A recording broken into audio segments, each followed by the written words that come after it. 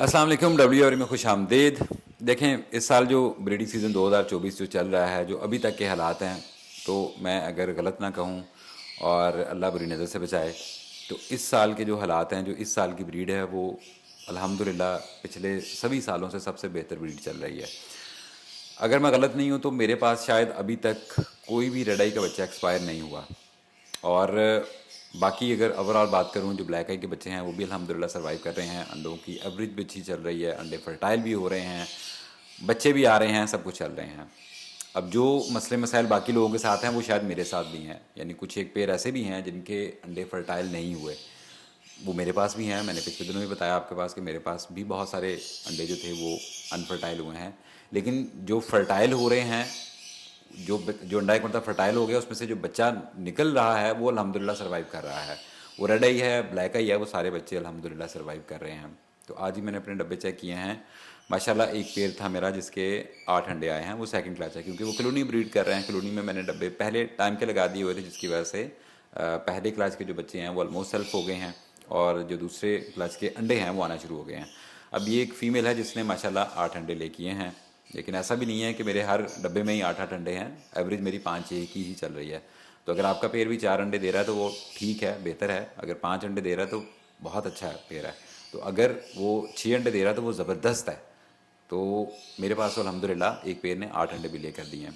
अब ऐसा नहीं है कि मैंने इस पेयर को कुछ ख़ास तौर पे दिया था या इसकी ब्लड लाइन कुछ इस तरह की है। ये बस कुदरत की तरफ से है। वरना जो बाकी चीज़ों को डाइट परिंदों को जा रही है वो इसी को भी जा रही है। जो विटामिन, कैल्शियम, सॉफ्ट फूड जो बाकी परिंदों को जा रहे हैं वो इसको भी वही जा रहे हैं। लेकिन हो सकता है कोई पेयरिंग ऐसी बन गई हो जिसकी वजह से इसके अंडे एनहेंस हो गए, वरना मैंने कोई स्पेशल टोटका इसके ऊपर बिल्कुल भी नहीं लगाया। ये खुदा की तरफ से हो रहा है, जो भी हो रहा है, मेरी कोई इसमें एक्स्ट्रा एफर्ट नहीं है। अब जो एक अच्छी ब्रीड है वो बेसिकली हर ब्रीडर की ख्वाहिश होती है, और अच्छी ब्रीड के लिए वो बहुत सारे टोटके इस्तेमाल करता है, बहुत सारी चीज़ें देता है। तो मैंने जो वक्त के साथ साथ देखा है कि हमें ये ज़्यादा लर्न करने की ज़रूरत है कि अपने परिंदों को क्या नहीं देना, क्योंकि हम बहुत सारी चीज़ें दे रहा होता हूँ। मैं बहुत सारे ब्रीडर्स का सॉफ्ट फूड देख रहा होता हूँ, और बिलीव मी वहाँ पे बहुत सारी चीज़ें चल रही होती हैं कि आपको शायद नाम याद करना भी मुश्किल हो जाए कि यार उसने फलां क्या कहा था कि परिंदों के परों की शान के लिए हमने क्या देना है, रेड आई की सर्वाइवल के लिए क्या देना है, मेल को फर्टाइल होने के लिए क्या क्या देना है। तो हर एक टॉपिक के लिए वो एक एक्स्ट्रा चीज़ जो है वो परिंदों को दे रहे होते हैं। तो मेरा जो सॉफ्ट फूड है, जो मेरी डाइट है, वो बेसिकली मैं समझता हूँ कि सबसे इजी और सबसे सिंपल मैं दे रहा हूँ। मैं कोई एक्स्ट्रा चीज़ नहीं दे रहा। मैंने जो सीज़न के लिहाज से, जो वक्त के लिहाज से सीखा है, वो ये सीखा है कि अपने परिंदों को एक तो नेचुरल इन्वायरमेंट देना है, जो कि शायद एक बड़ी वजह है मेरे पास एक बेहतर ब्रीड आने की। और दूसरा डाइट जो है वो नेचुरल देनी है, जिसमें सॉफ्ट फूड चल रहा है बहुत सादा किस्म का, जिसमें 3 अंडे हैं, 7 दालें हैं, वो अपने परिंदों को दे रहा हूँ। सुबह के वक्त ये चलता है, शाम के वक्त लूसन दे रहा हूँ। ये 2 चीज़ें चल रही हैं, तीसरी कोई चीज़ नहीं है। अब इसके साथ साथ हमने परिंदे को उसकी बेसिक डाइट यानी कि सीड मिक्स भी देना है। बाकी 2 चीज़ों पे तो डिटेल वीडियो बन गई हुई थी, लेकिन सीड मिक्स को मैंने कभी डिस्कस नहीं किया था कि मैं सीड मिक्स क्या दे रहा हूँ। तो मुझे वैसे भी परिंदों का शौक़ भी है, और शौक़ के साथ साथ मैं इसमें से कुछ अर्निंग भी कर रहा हूँ, ताकि अपने थोड़े बहुत निज़ाम जो है वो इसमें से चला सकूँ। तो मुझे परिंदों की खिदमत करके, परिंदों का काम करके, परिंदों की दाना बनाकर, परिंदों की ट्रे साफ़ करके मुझे खुशी मिलती है। इसलिए परिंदों के सारे काम मैं खुद ही करता हूँ। मैं ट्रे भी इसकी खुद ही साफ़ करता हूँ, मैं शेड की सफाई भी खुद ही करता हूँ। फ़िनाइल जो लगानी है, तपड़ी लगानी है जो, वो भी मैं खुद ही लगाता हूँ अपने शेड की। मैं किसी और से नहीं लगवाता, मैं सारे काम इसके खुद करता हूँ। परिंदों को जो दाना देना है वो भी मैं खुद बनाता हूँ। मैं बना बनाया दाना मार्केट में, ये नहीं है कि भाई 5 किलो दाना दे दो। मैं खुद जाकर चीज़ें जो हैं वो ख़रीदता हूँ सेपरेटली, और उनको घर ला के खुद से मिक्स करता हूँ, साफ़ सुथराई करता हूँ उसकी। और जो भी एक कम्बिनेशन मैंने बनाई हुई है कि कौन कौन सी चीज़ मैंने किस किस रेशियो से देनी है, तो वो मैं अपने परिंदों को दे रहा हूँ।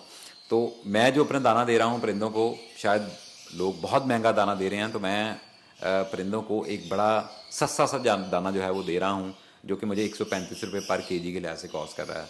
इस मरतबा मैंने कॉस्ट निकाली है कि जो ब्रीडिंग सीज़न का मैं अपने परिंदों को दाना दे रहा हूँ, मुझे किस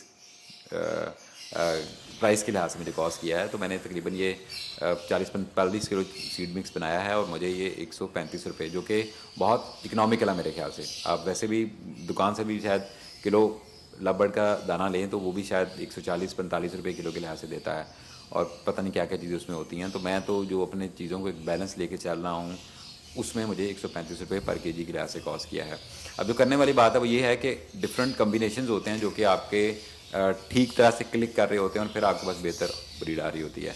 अगर आपके सीड मिक्स में कोई मसला परेशानी है, कोई ज़्यादती है या वो कमी है, उस वजह से आपकी ब्रीड मुतासर होगी। या मल्टीविटामिन कैल्शियम है वो आप कोई ओवरडोज कर रहे हैं या उसको कम क्वांटिटी में दे रहे हैं, तो हो सकता है उसमें भी आपको दिक्कत आए, परेशानी आए, अंडे पूरे ना आएँ या अंडे फर्टाइल ना हों या डेड शेल हों या बच्चे एक्सपायर हों, इस तरह की चीज़ें आएँ। ये सॉफ्ट फूड है, उसमें भी आप हो सकता है गलती करें। तो डिफरेंट चीज़ें हैं जो कि कम्बिनेशन पूरा बनता है, जिसमें सॉफ्ट फूड भी बेहतर हो गया, कैल्शियम भी बेहतर हो गया, सीड मिक्स भी बेहतर हो गया। ये सारी चीज़ें बेहतर होने के बाद आपके पास बेहतर ब्रीड आती है। तो मैं जो कम्बिनेशन जो चला रहा हूँ अल्हम्दुलिल्लाह, कैल्शियम से लेकर सॉफ्ट फूड से लेकर दाने से लेकर, वो सारा अल्हम्दुलिल्लाह मेरे परिंदों के ऊपर ठीक क्लिक कर रहा है, जिसकी वजह से मेरे पास एक बेहतर ब्रीड आई है। और सेकेंडली, एनवायरनमेंट एक बहुत ज़्यादा फैक्टर है जो कि आपकी ब्रीड पे असरअंदाज होता है। बर्ड को ब्रीडिंग मूड से पे लेके आने से लेकर बच्चे आने तक जो है, बच्चे जो हैच होने तक का अमल जो है, वो सारा एनवायरनमेंट पे बहुत ज़्यादा असरअंदाज हो रहा होता है। बहुत सारे शेडों में मैंने देखा है कि लोगों ने शेड अपने कवर कर दिया है। मेरा टॉप रूफ में शेड है, कॉलोनी है जहाँ पे मैं ये बर्ड ब्रीड करवा रहा हूँ। ये कॉलोनी में मेरे कुछ एक बर्ड हैं, बाकी मेरे सेटअप नीचे है जिसमें म्यूटेशन के बर्ड मैं ब्रीड करवा रहा हूँ। तो कॉलोनी में जो मैं बर्ड ब्रीड करवा रहा हूँ, इसको मैंने अभी तक कवर नहीं किया। लोगों ने, मैंने देखा है कि शेडों को कवर करना शुरू कर दिया, लेकिन मैंने अभी तक नहीं किया है। टेम्परेचर अभी इतना डाउन हुआ ही नहीं है। 25 के करीब जो है वो टेम्परेचर है, जो लोएस्ट चल रहा है यहाँ पे लाहौर में। तो उसमें कोई इतनी अभी ज़रूरी नहीं मैं समझता कि अभी हमारे अपने शेड को कवर करने की ज़रूरत है।